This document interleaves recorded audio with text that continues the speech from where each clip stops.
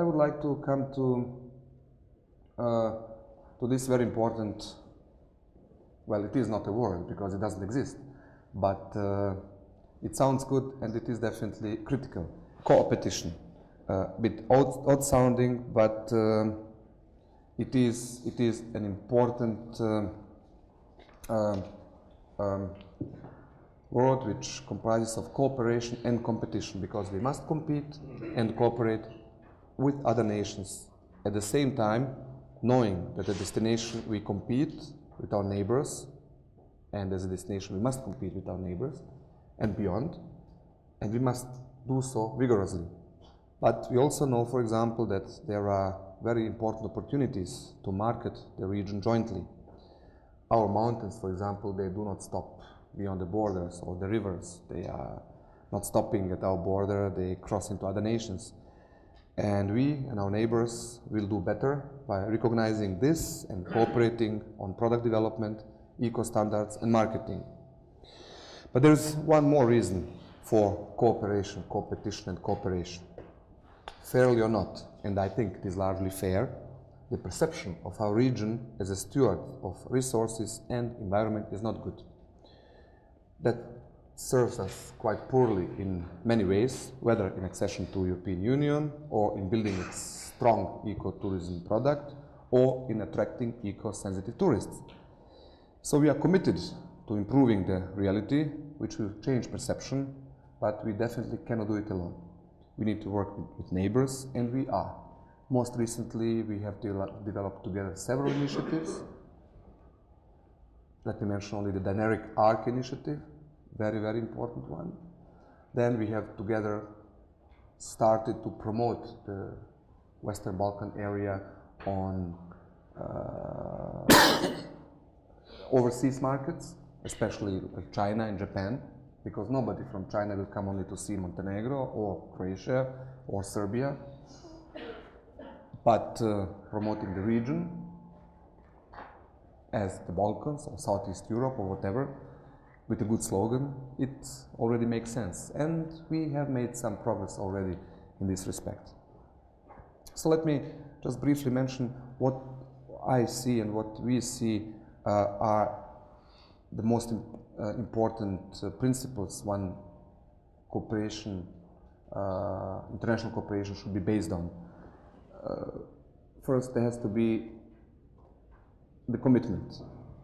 So the partnership can only work if there is commitment from both sides, and if it is on a long term or long enough term basis. Then there has to be a focus on tangible and enduring impact.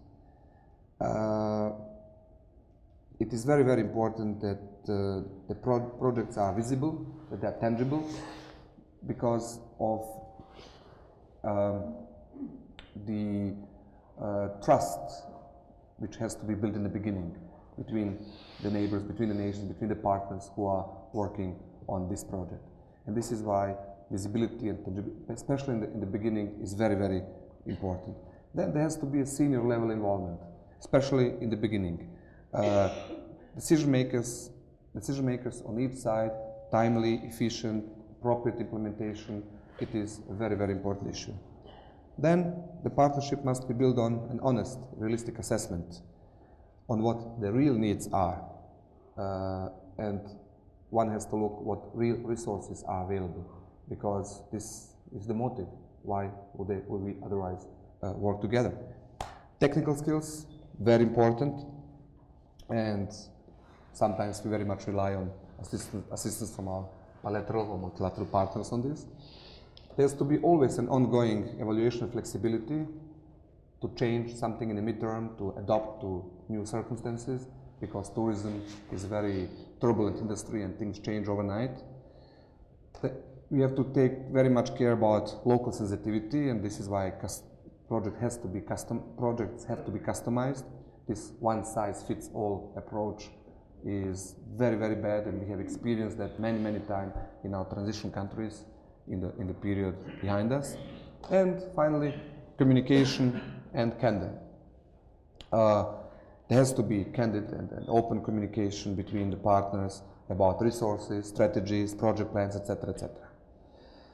So now it's the right time to come to and to mention our long-standing partnership with our Italian partners, the Ministry for Spatial Planning, for Environment, Land and Sea,